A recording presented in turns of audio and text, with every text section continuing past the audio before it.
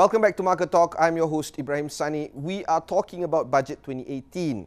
Earlier today, we discussed a little bit about the healthcare benefits that was seen in the budget. Right now, I want to introduce my next guest, which is Nazrin Hassan, the CEO of Cradle, to discuss a little bit more about the entrepreneurship benefits that was seen in this year's budget.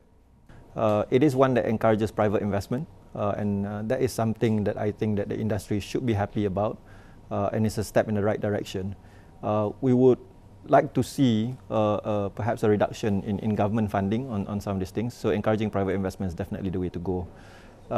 As far as measures are concerned, what we've seen is that there's also a lot of emphasis on skills building.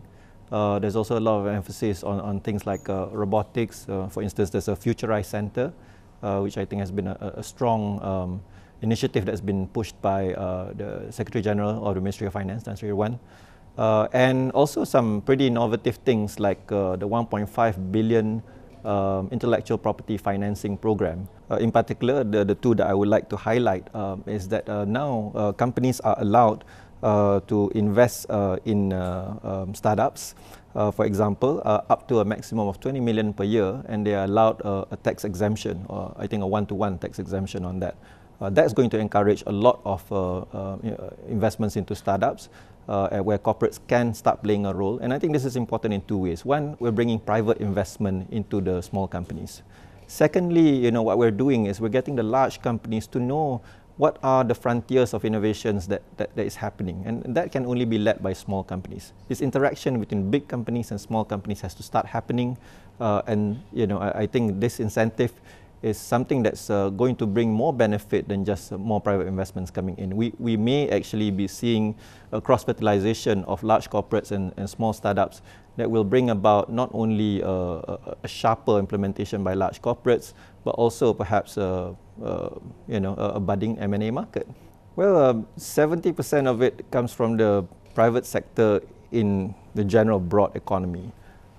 In the startup sector, I think the ratio is still 60+% of venture capital monies comes from the government.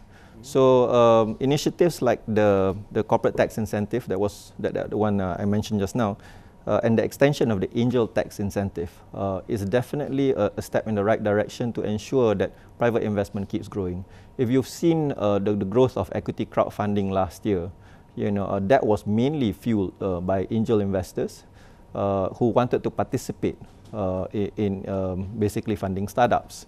And you can see that they're funding a range of anywhere between $250,000 to 1.7 million, perhaps on a monthly basis right now. It has become a truly viable alternative for startups trying to raise funding.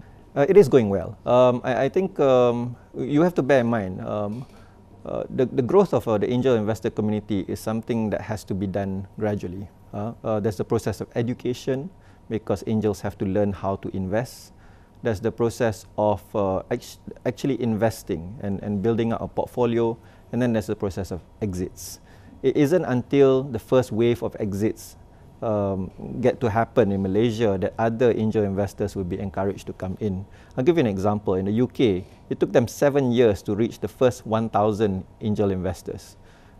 Despite having twice our population, despite being a more developed country, despite having the City of London investment banking base, which was the base of the growth of angel investors in London, and despite all that advantage, it still took them about 7 years to reach the first 1,000 angel investors.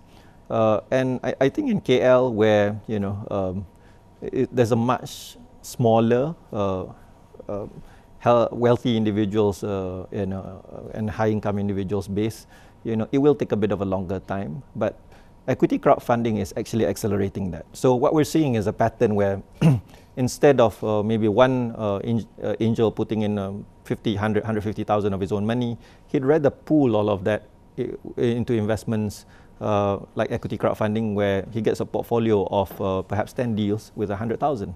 So you can see the volume of money is going in. People are testing out their investment acumens. And angel investors are gradually coming in. It will be a gradual process, as with the UK, as it will be in Malaysia.